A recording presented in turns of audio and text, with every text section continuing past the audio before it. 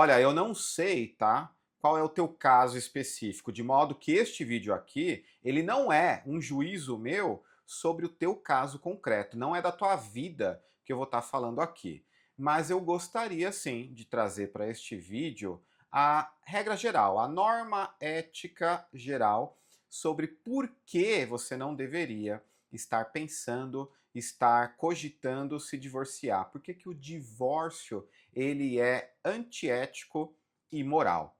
E eu já adianto, se você está cogitando, se você está buscando se divorciar, muito provavelmente é porque você não entendeu nem o que é o casamento e nem o que é o divórcio.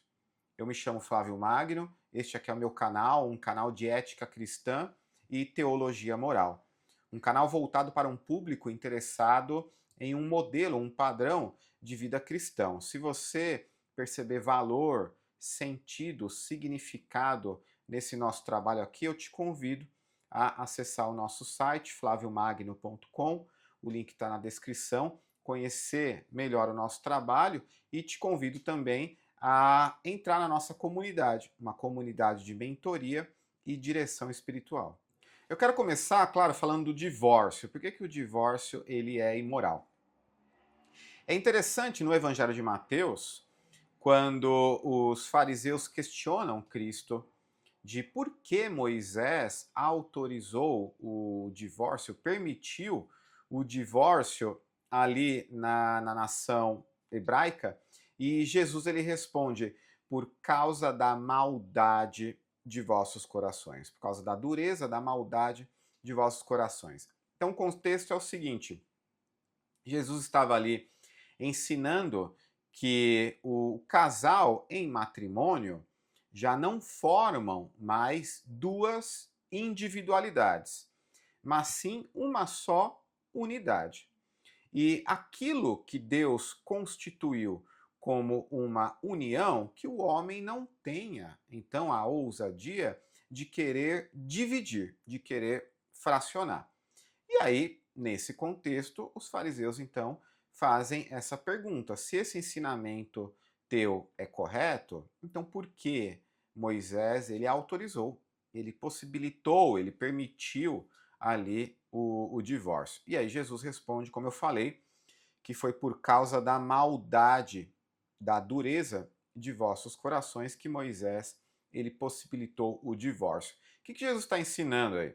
Jesus está ensinando que o divórcio, de forma geral, regra geral aqui, analisando do ponto de vista ético, ele nunca é produto, ele é resultado do exercício de qualidades de caráter dos cônjuges, de virtudes da alma do casal, dos cônjuges. Em outras palavras, o divórcio ele nunca vai ser produto, ele nunca vai ser resultado do exercício habitual de virtudes como a perseverança, a paciência, a humildade, a mansidão, a calma, a misericórdia, a prudência, o autocontrole, a esperança.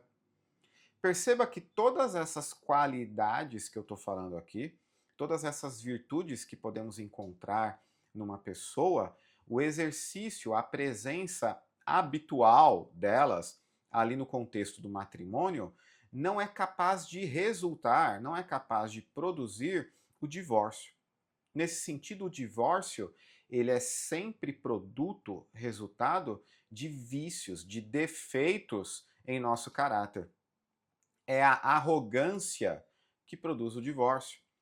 É a impaciência, falta de paciência, é a falta de calma, de autocontrole que produz o divórcio. É a imprudência, é a precipitação, é a negligência, é o desespero que produz o divórcio. Percebe? É em razão desse conjunto de defeitos de caráter, né?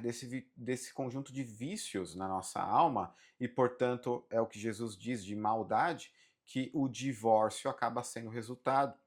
Então o divórcio, ele, muitas vezes, ele é resultado da luxúria, da falta de castidade, né? Onde se a castidade tivesse ali presente, o divórcio ele não seria resultado.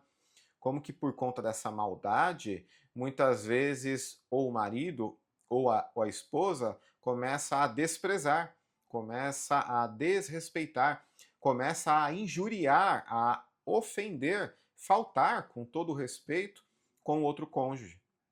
Então é nesse sentido que Jesus, de forma muito brilhante, ensina que é por causa da maldade que Moisés autorizou o divórcio. E aí, uma coisa que né, poderíamos nos questionar seria, então, não haveria uma incoerência aí nesse processo?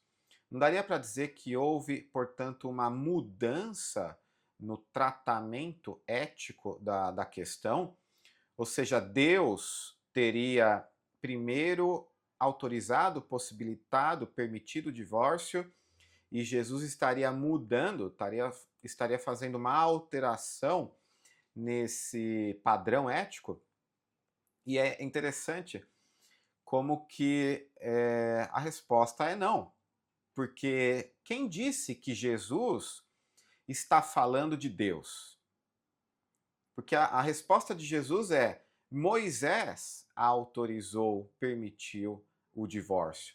Então, o que Jesus está dizendo aqui é que Moisés, enquanto autoridade política, enquanto líder político do povo hebreu, ele estabeleceu uma lei civil possibilitando o divórcio ali dentro daquela nação, ali dentro daquele povo, como um ato de prudência, de ajuste político. Sabemos que a política, ela é a arte do possível. O que é possível fazer nessa situação? A resposta é uma resposta política. Então, Moisés, enquanto autoridade, enquanto líder político, estabeleceu civilmente essa possibilidade. Mas é interessante que Jesus fala, no princípio não era assim. Então, o próprio Cristo, ele enfatiza que Deus, enquanto fonte, enquanto princípio da ordem, enquanto criador de todas as coisas, desde o princípio nunca estabeleceu o divórcio como uma possibilidade. Então não dá para dizer que houve uma mudança, uma contradição entre o Antigo e o Novo Testamento no que diz respeito a essa abordagem. Porque como Cristo mesmo deixa claro, Moisés permitiu, mas no princípio nunca foi assim. E para entender melhor a profundidade dessa questão acerca da imoralidade do divórcio, eu vou fazer uma analogia com Santo Tomás de Aquino. Santo Tomás, quando ele trata da questão se a fornicação é pecado, ele fala que sim, porque a fornicação, que é esse ato sexual fora do contexto do matrimônio, a fornicação ela é um pecado porque ela atenta contra a vida daquele que é o fruto, o resultado, o produto desse ato de fornicação, que é o filho, é a criança, é o bebê que vai nascer. Então, o Santo Tomás ele fala que a fornicação ela é pecado porque ela é um atentado contra esse resultado da fornicação, esse filho que vai nascer. Em que lar esse filho irá nascer? Como que esse filho vai poder ter a presença tanto do pai quanto da mãe nesse contexto, nesse ambiente doméstico, para educá-lo, para prepará-lo, para fornecer tudo o que ele precisa? Então, Santo Tomás, ele conclui que a fornicação, considerada de forma abstrata, não o caso concreto, mas de forma abstrata, ela é pecado sim, por conta de atentar contra a vida desse novo ser humano que vai nascer não num contexto de uma família, um casal unido ali pelo compromisso do matrimônio, mas sim ele vai nascer num contexto ali precário. E por que eu digo que se você está cogitando divórcio é porque você provavelmente não entendeu o que é o casamento. Como eu explico em um outro vídeo, que eu vou deixar a sugestão lá no final deste, as pessoas elas estão se casando em busca de uma satisfação pessoal. As pessoas estão buscando o casamento, projetando no casamento um caminho, uma via de satisfação pessoal, de busca dos seus próprios interesses, de prazer, de uma vida mais confortável, mais cômoda.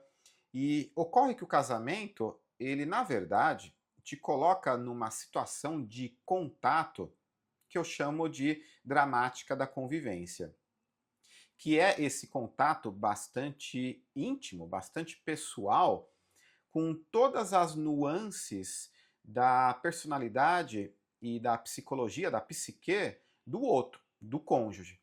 Então, o casamento, ele te coloca em contato com todas as manias da outra pessoa, com todas as neuroses, mas também as obsessões, as compulsões, os vícios ali de comportamento, toda a irritação, irritabilidade, nervosismo da outra pessoa, as preocupações, as ansiedades que a outra pessoa tem, todos esses componentes que formam a personalidade e a psique do outro estão presentes de uma maneira muito crua e num convívio muito íntimo que o casamento proporciona. E essa convivência, ela não é feita para ser satisfatória.